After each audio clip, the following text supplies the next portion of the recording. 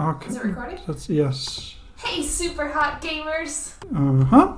Okay, got that out of the way. Superhot was the most innovative shooter I had played in years. It was the perfect mix of stylish action and methodical problem solving. Add to that a satisfying meta-narrative, and you have one of the most unique and, dare I say, iconic indie games of all time. Now Mind Control Delete is out and expands on the ideas introduced in the first two games. If you already owned the original Superhot at the time of release, you got MCD for free, which is legitimately generous and much appreciated. It's crazy how these small studios can afford to provide meaningful additional content for free, considering how expensive making games is. Cough, cough. The premise of Superhot is explained quite easily. It's a first-person shooter where the world around you slows down when you stop moving. This means you can do immensely badass things like deflecting bullets with a katana and catching shuriken in midair. The original was a linear series of levels for you to eradicate red guys in. You die in one hit and enemies are everywhere, so your slow-mo power is the only thing that keeps a bullet from turning your face into the Paper Mario franchise. While unarmed, you have the option to punch fools and to pick up random items around you, like bottles or chairs, and launching them at baddies, with both actions stunning and disarming enemies. When armed, be it a gun, melee, or throwing weapon, you can obviously use those to kill people. It's a highly rewarding gameplay loop that sees you constantly emptying guns, breaking and throwing weapons, and generally being a whirlwind of death, despair, and destruction. The memorable level design and spot-on enemy and item placement allowed these mechanics to shine throughout the entire relatively short runtime. Mind Control Delete kept the core of the original intact, but made some major changes as well. Levels are no longer accessed linearly. Instead, there's a simplistic ASCII overworld containing nodes.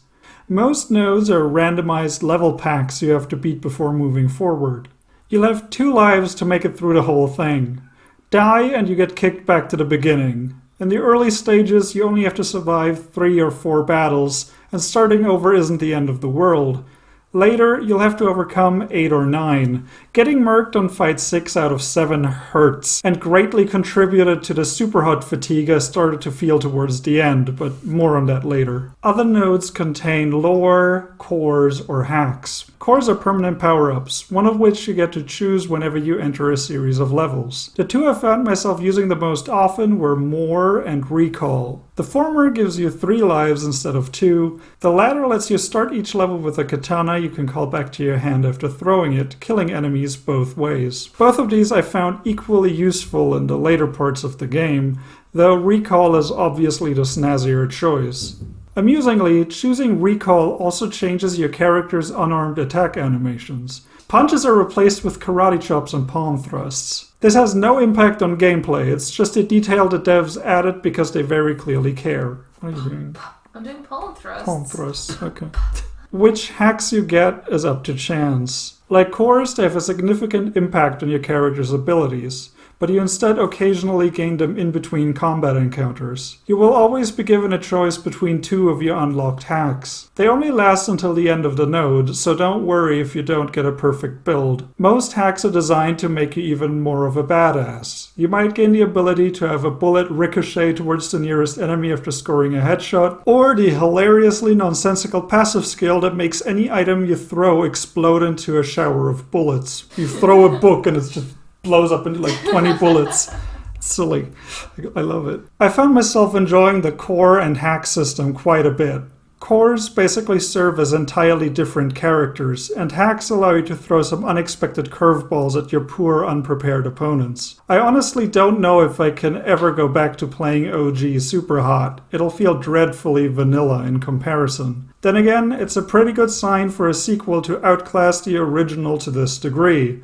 That's what sequels are supposed to do, which is something many developers seem to have forgotten these days. Cough, cough.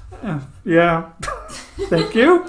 I'm here to enhance the experience. Yes, you are. Each level pack will throw you into randomly selected maps. On each map, you'll have to kill an unknown number of bad guys before moving on to the next. While it is the same 30 small maps over and over again, your random starting position and differing enemy spawns will mix things up. MCD's arenas are closer to what you'd see in a multiplayer shooter than anything from the original game, and are unfortunately lacking any kind of memorable set pieces. These free-roaming stages are, however, the perfect hunting grounds for particularly dangerous elite enemies. There are 3 types of invincible foes you will have to avoid as you murder their friends. Whenever one of them shows up, the battle's dynamic changes completely. These guys can't even be stunned, and aren't much slower than you are either. At first, I hated them. It does not feel right to leave someone alive, and I've been hit by their special attacks before I even knew they had spawned in. Now that I've beaten the game and have had extensive experience dealing with these jerkbags, I'm okay with their existence. I still would have preferred had they been really hard to kill instead of outright unkillable, but their inclusion does help to shake up the otherwise repetitive gameplay. I do love their narrative significance, however. Each of them is based on one of your cores. You can probably guess then that the Recall Elite wields a katana he liberally launches at you whenever he sees you. It's interesting to think that in the game's universe there are other players like you, absurdly overpowered and terrifyingly bloodthirsty, and you have done something to horribly piss them off. I mean, I know what you did, and you'll find out over the course of the game, though it won't make any sense to you without having played the first one. The story is told through a combination of ominous text on screen and the occasional glitch while playing through a level. Superhot has the convenient advantage of making any bug look like a feature, so I'm honestly not sure how much of that is intentional, but it worked well on me. MCD's most obvious theme is obsession. Shattering evil glassmen is naturally quite addictive, and who doesn't love the voice going super hot? Super hot. Super hot. I don't know, the protagonist wants to quit, but doesn't quite seem able to do so. Honestly, after all was said and done, after bashing my head against the same set of levels over and over again, I had enough of the Superhot formula. I had enough of the Superhot formula. It's a typo. I figured it all out. There was nothing more to learn, nothing left to see. It became a solved game. It gradually pushed me to become too good at it. You can see from the survival mode gameplay I've been showing that it basically doesn't matter how many dudes the game throws at me. After half an hour I got myself killed on purpose because I got bored. I wonder if that's what the Superhot team was going for. After 4 years of the same thing, they probably want to do something else. Superhot JP is in development, but I handed it over to a different studio. I know I'm ending this on a low note, but I do recommend playing it, especially if you got it for free.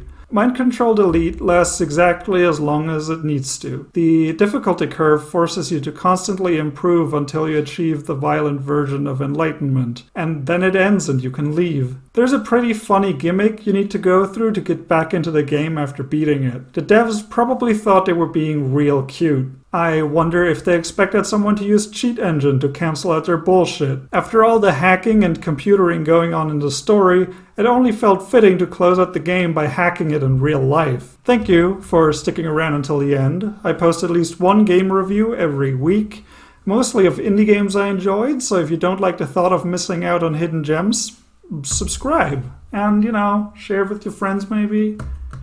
That would be nice. Leave a comment with a game that you think I should look at. I might. Yeah. Goodbye.